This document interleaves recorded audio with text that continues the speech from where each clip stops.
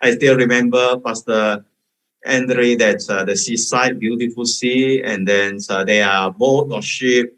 Just cross over will be Italy.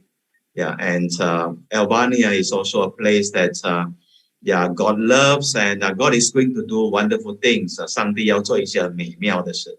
Let's see the Pastor Andre's your record of the video, and after that I will interview you. 我们先看他所讲述的视频。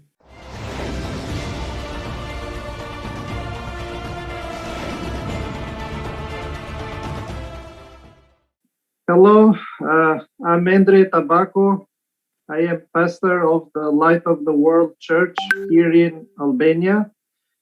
I'm married and I have 3 children. I have a daughter and 2 sons, Eliana, Matteo, and Isaac. I will show you a bit of my country. Albania is in West Balkan, and the capital city of Albania is Tirana. Tirana is around 1 million people. We are in border with Greece in south, with North Macedonia in east, in north with Kosovo and Montenegro, and in west we are with Italy. Albania has a population of around 3 million people. There are 5 main official religions. The Muslim community is the biggest one, and it has around 60% of the population. Orthodox are around 20%. Catholics are around 50% of the population. Bektashi is a Muslim branch. It has around 10%. And the evangelical and Protestant community is around 1% of the population. We are the newest community of religions in Albania. We just celebrated our 30th anniversary when Albania was open for gospel. I will show you a bit of my church. Our church is located in suburb of Tirana in the capital city. The area here is a new area, but is developing in the last 30 years, and it's growing very fast. Our church started 20 years ago, the services here, and we have around 50 people attending our Sunday worship service. Our church has some main ministry which is focused. We have a women ministry which is gathered every week. We have a children and teenagers meeting also every week. We have also a prayer and study Bible meeting. We do it regularly every week. We have men's ministry and also some other ministry like discipling, evangelizing, visiting people, and other things. Our church also is focused also in ministry with the Roma community, which lives very close to our church. There is a big community with around 70 families. And we do there some projects and some programs. Some programs we do with them is preschool programs for children before they go to school. We have a children meeting with them. We have a girls group and men's group. And also we do some visits and prayer meeting in their houses. It's a really poor community, and it's a bit hard to reach that, but we are still working, and we have a big focus there. Also, in our church, also we have sometimes we have some projects for helping families in need. Especially this year with the pandemic, we helped around 150 people with food parcels, and also we help them with some medicines to buy for the COVID, and also to help them with some hygiene materials like masks and alcohol and other things. So this is our main focus of our church. And I have also some other maybe prayer points or requests, and also that tells about the vision of the church. So we are praying for a missionary family to be in our church, so we can have a partnership with them and we can work together here. We really are praying for a family that will come for a long-term mission here. With this, it means for 10 or 8 years, around like this. Also, we are praying for English teacher to have in our church, because we see that it's very helpful for the community to teach, especially teenagers, the English language. We also are praying for people to work with us with teenagers and children, and the work we do in community for evangelizing or discipling or working with men, and also to help us with the Roma community ministry. We hope also this year to organize again another project for winter, because we see that still is a difficult situation because of the pandemic, and also because of the economic crisis that Albania is facing after the COVID. So we are hoping that to provide again some food and some materials, and to help people, especially with the medicines against the COVID. So we hope this project will help at least 150 people during the 4 months during the winter. So this is like a general view of the situation of our church and my family, and also pray also for my family. We hope that God will still provide for our needs. And we are really open to work with people from around the world to share the gospel and to save as many people in Jesus' name here in Albania. Thank you, and God bless you.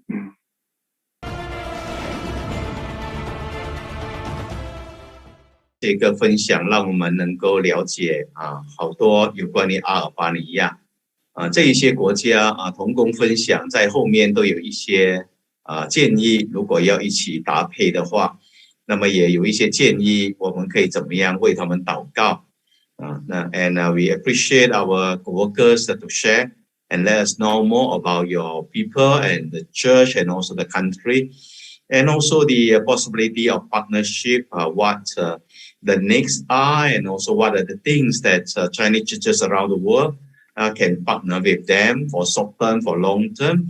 Yeah, you can review it in the YouTube, and you do have your burden that please do communicate with us. Yeah, we can do the follow up. 如果你对他们这一些事工要关心、要支持或者要探访你都可以跟我们联络让我们能够做安排跟做跟进。Yeah, Pastor Andre, that when I heard that about 60% of the population of Albania are Muslim. 哇，刚才听到说大概68%的人口呢是回教徒，在欧洲。我想要知道你们有没有逼迫？I just want to know that do you have any kind of persecution? Thank you again for having this opportunity to be together and to share about our countries, our churches, and our families. So thank you, Dr. John, for this invitation. It's a big blessing for us. 谢谢王 to 院 share 长 with you. 让我有这个机会能够跟大家来分享关于我的家庭、我的教会，关于这个阿尔巴尼亚的施工。Yes, the Muslim community here is around 60%, but I would say that maybe 10% of them are like very difficult to reach them. 是的，我们这里呢大概有60%的这个穆斯林，那其中10%呢是很难去接触他们的。In general, they are open to hear about gospel, but still are a bit slowly in accepting Jesus. 他们呢对福音是开放的，但是真正接受耶稣的人数呢还是很少。Most of this population is with tradition Muslims, but like not very committed, or they are not like regular believers. 他们呢都是因着他们家庭而继承了这个宗教信仰，可是呢他们并不真正的认识他们的宗教。I would say that most of believers in our churches, I mean the whole community evangelical here, most of these are like they have been Muslims before, but now they are believers. 在我们的教会呢是福音派的教会，很多的信徒呢他们以往呢就是这个穆斯林的背景。So I mean, most of families, they have been like with Muslim traditions, but thanks God, they have accepted Jesus, and now some of them, they are part of our churches. 那意思说呢，他们过去呢是传统的这个穆斯林家庭，但是呢现在他们已经信主了，在我们的教会聚会。So in this time, I don't see like a big persecution from them or something like this, but I see that now after 30 years of Protestant church, it looks that now it's not as easy as before, like in early 90s, to reach this community. 那虽然现在我们没有面对很大的逼迫，但是我们也发现说现在我们要接触他们的时候不像90年代这样容易接触他们了。Yeah, I don't know what has changed. Maybe the church is maybe a bit sleeping or something, but also maybe it's because of the information now. People now they know more. Everyone has internet and things like that. So it's not as easy as before, but still, thanks God, we don't see like a big persecution.